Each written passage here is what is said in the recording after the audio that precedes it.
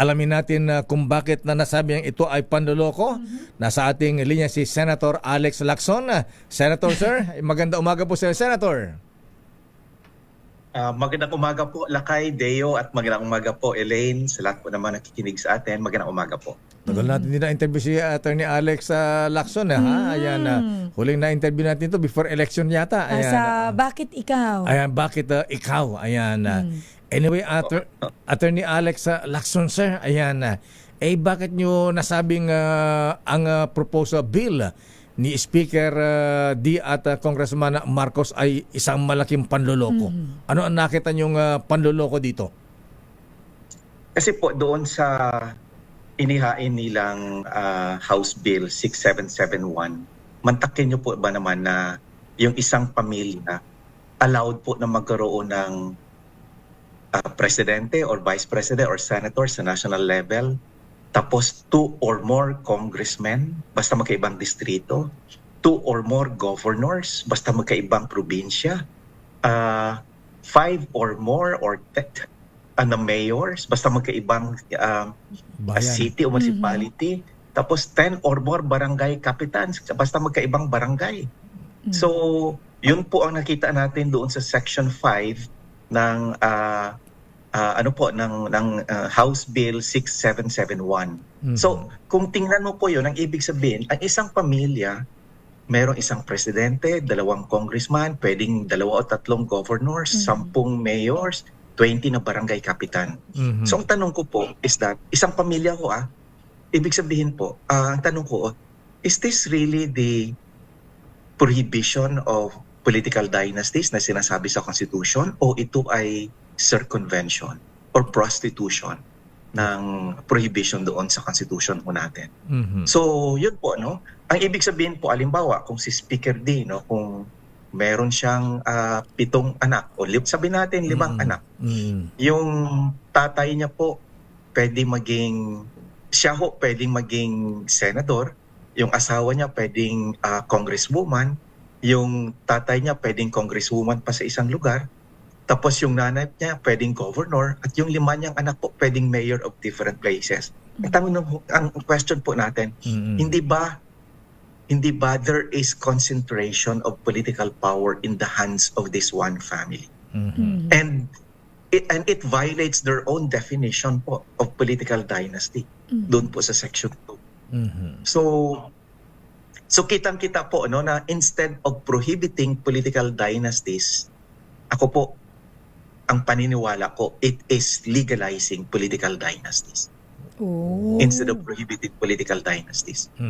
At ang impact ko niyan, ang ibig sabihin, ang Kamara, Kongreso will continue to be in the hands of political dynasties.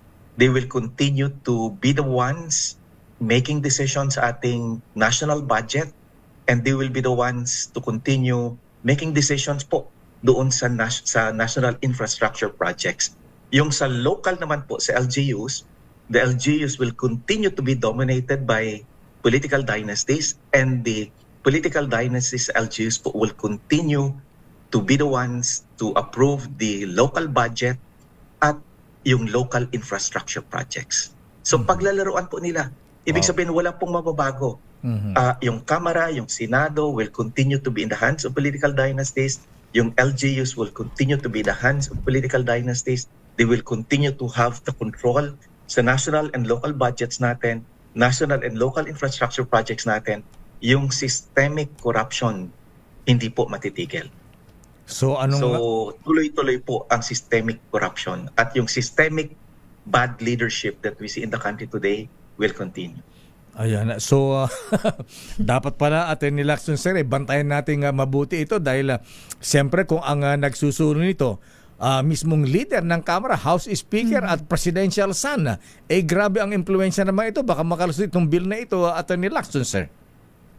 Tama po. No? Kailangan ko talaga nating, it is time for the Filipino people to really unite and speak up on this issue. Kasi, alam niyo po, ito po yung analysis ko, no? If there is one thing in our society that is causing so much evil and so much corruption in our society, it is the political dynasties. if there is one thing po, if there is one element that is causing this so much corruption and so much evil in our society, it is the political dynasties. Ayan. Ba't ba isinusulong itong anti-political dynasty bill, Attorney Lacson, sir? Sabi ni Senator Ping Lacson, nandyan na yan sa ating konstitusyon. Ang kulang na lang yata ay enabling act ba ang tawag doon o implement IRR? Ano ba ang tamang term dyan, Attorney Lacson, sir? Ano ba ang nakasaad sa ating saligang batas dito sa political dynasty? Meron kasi pong phrase doon sa Section 2, Article 26 of the 1987 Constitution. May phrase po doon, as may be defined by law. So, kailangan po ng legislation, enabling legislation po. No? Pero, gusto ko lang po sabihin na may final din po tayo na petition sa Supreme Court. It's now pending po sa Supreme Court na ang sinasabi po natin doon that yung enabling law po is not necessary for the immediate members of the family. Ibig sabihin, ang argument po na sinulong po natin doon sa Supreme Court is that hindi na kailangan ng batas na ipasa ng Congress for the members of the immediate family. Ibig sabihin po, hindi pwedeng ipasa ng tatay o nanay yung posisyon sa kanilang anak, no, saksi ng kapatid, pagkatapos ng 3 terms, kasi yung prohibition sa Constitution inherently covers already the members of the immediate family. Pending po yung petition po sa Supreme Court ngayon. Yung petition po natin sa Supreme Court, naiiba ho siya sa ibang petitions na final sa Supreme Court. Kasi ibang petitions po na final sa Supreme Court, hinihingi nila sa Supreme Court na to instruct, no, to command Congress to pass an anti-dynasty law. Yung sa atin naman po, yung petition na final natin is that the present prohibition in the Constitution inherently covers already the members of the immediate family. No need for legislation because that was precisely the evil that the framers of the 1987 Constitution wanted to prevent. Tama po yan. Isa pa, Attorney, ayan na, iba-ibang school of thought. Ayan, may sinasabi na bago daw mag-file ng bill sa issue ng anti-political dynasty, dapat i-amend daw po yung Constitution. Ano ba ang dapat yan, Attorney? Meron na po. It's already a state policy in the Constitution, which is found nga in Section 2, Article 26 po of the Constitution. It says there that the state shall prohibit political dynasties as may be defined by law. So there is already po a constitutional prohibition but in the level of state policy. Kailangan pa po ng enabling law from Congress because dinagdagan ho nila ng phrase na yon as may be defined by law. So that's why po yung definition ng Congress is crucial. Ayun. So, yun na pala yung sinasabi sa Ping Lacson na enabling law na ito. Itong bill na isinusurong ni Speaker at Congressman Marcos. Ganun ba yan, Attorney?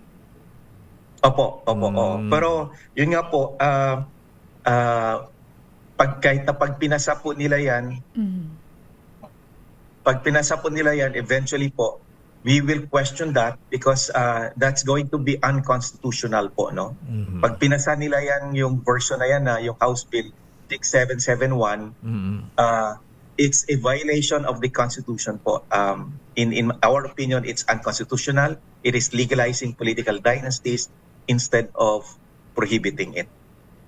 Attorney Alex Lacson, sir, maraming salamat po at kasama niyo po kami sa iyong kampanya kontra dynasty. Ayan. Maraming salamat po, Kalakay and Elaine. Maraming salamat po. Thank you very much, Attorney Alex Lacson ng Kontra Dinastia.